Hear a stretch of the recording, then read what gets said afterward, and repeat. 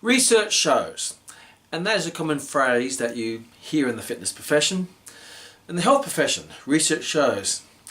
What's interesting is that if you dig deeper and try to find the research that shows that, it doesn't always show that.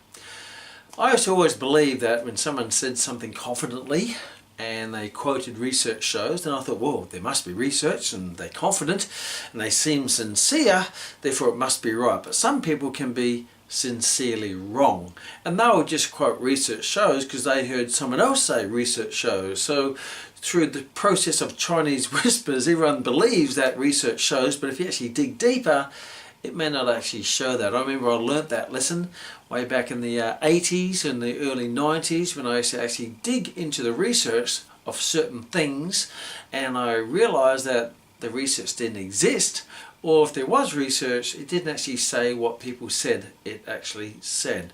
So yes, it's very hard for you to go and dig all the research and find the original research, published research papers on certain quotes. But here's a simple guideline which I've learned over the years. Number one is that if it sounds silly, it probably is. If it looks like it will hurt you, it probably will. And if it doesn't make any common sense, then it's probably nonsense.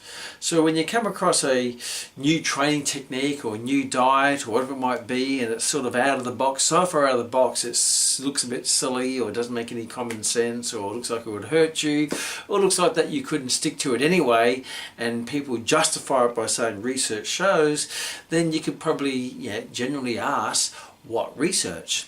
And who was the author or the researcher who did the research, and what university or college actually did the research, and what international peer-reviewed journal, scientific journal was it published in, and where can I get access to it, and have you actually read the research, or is it something that you have heard? Because a lot of people become an expert in other people's opinions rather than actually seeking the truth and forming their own opinion based on the facts or what they consider close to the facts. So there's something to take on board. Don't just be one of those people who just believe other people because they say it confidently or sincerely, or they're the expert, or they say research shows. Be your own person.